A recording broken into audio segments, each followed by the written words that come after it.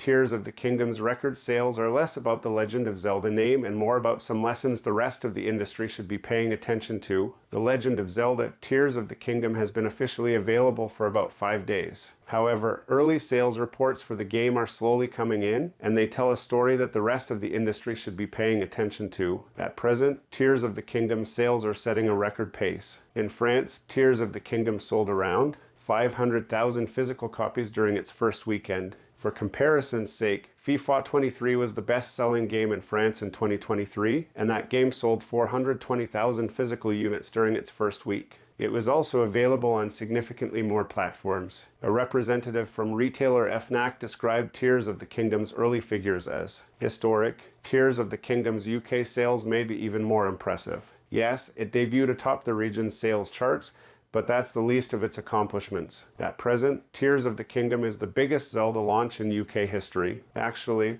the game is already the 8th best-selling Legend of Zelda game in UK history. In terms of revenue, it's also the second biggest launch for a Nintendo game in UK history, right behind Wii Fit Plus Balance Board. While Pokémon Sun and Moon and Pokémon Scarlet and Violet moved more units in their first week, the week isn't over yet. Besides, Tears of the Kingdom has already sold 50% more physical units than Hogwarts Legacy in the UK during each game's opening week period. And Hogwarts Legacy is already cruising towards 20 million global sales in just a few months. And now, we officially know that The Legend of Zelda Tears of the Kingdom has sold 10 million copies worldwide since its launch. For those wondering, 4 million of those copies were sold in the US and 2.24 million were sold in Japan during that time period. It's not entirely clear if that figure includes all digital sales as well, but Nintendo has confirmed that Tears of the Kingdom is the fastest selling Zelda game ever. You might say, of course it's selling quickly. It's a major entry in a major gaming franchise. While that's true, don't assume Tears of the Kingdom was guaranteed to be a sales success.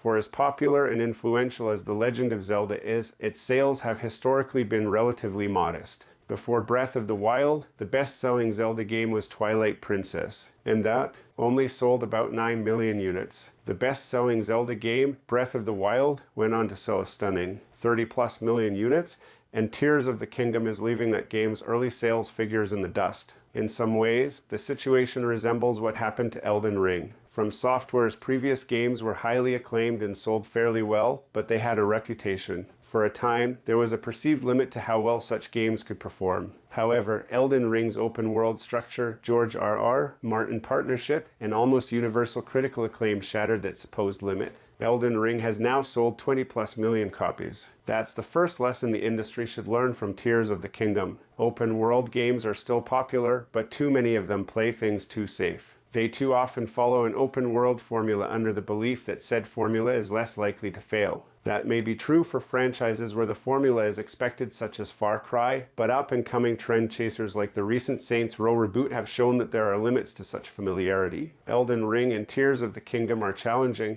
inventive, and pleasantly non-linear open-world games that rarely hold players' hands. Granted, they do that in wildly different ways, but their similarities are more striking. They treat their audiences like the open-world veterans that many of them are at this point. Both games expect their players to experiment, fail, and not become discouraged by the process. Yes, they both benefited from some pre-release hype and name recognition, but the post-release praise and sales show that there is a market for those kinds of experiences. Neither of those brilliant games is easy to replicate, but more modern studios obsessed with trend chasing should start chasing the idea that the average gamer isn't as scared as playing such titles as some studios seem to be of making such titles. However, the biggest takeaway from Tears of the Kingdom's success may be the ways it validates Nintendo's entire Switch strategy. Like so many other Switch titles, Tears of the Kingdom is not a visually impressive game from a purely technological standpoint. Unlike so many Switch titles, it's a visually dated game that costs $70. Much was made of the game's price ahead of its release, and much has been made of its visuals since then. Obviously, neither controversy has seriously impacted the game's success. Obviously, Nintendo is somewhat unique in terms of its ability to ignore certain technological innovations and trends in favor of doing their own thing.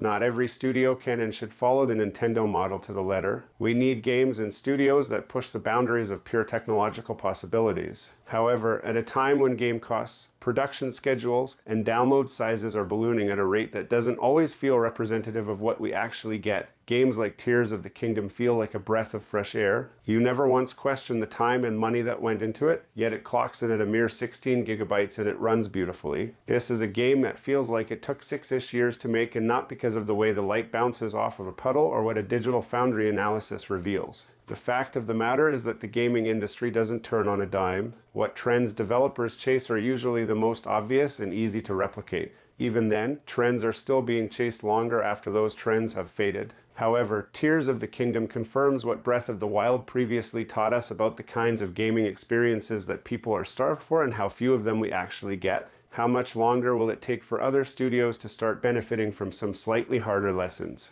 Hey, thanks for watching all the way to the end of this video. We hope you enjoy the content in this video, and we'd love to have you come back. Consider subscribing to the channel if you haven't already.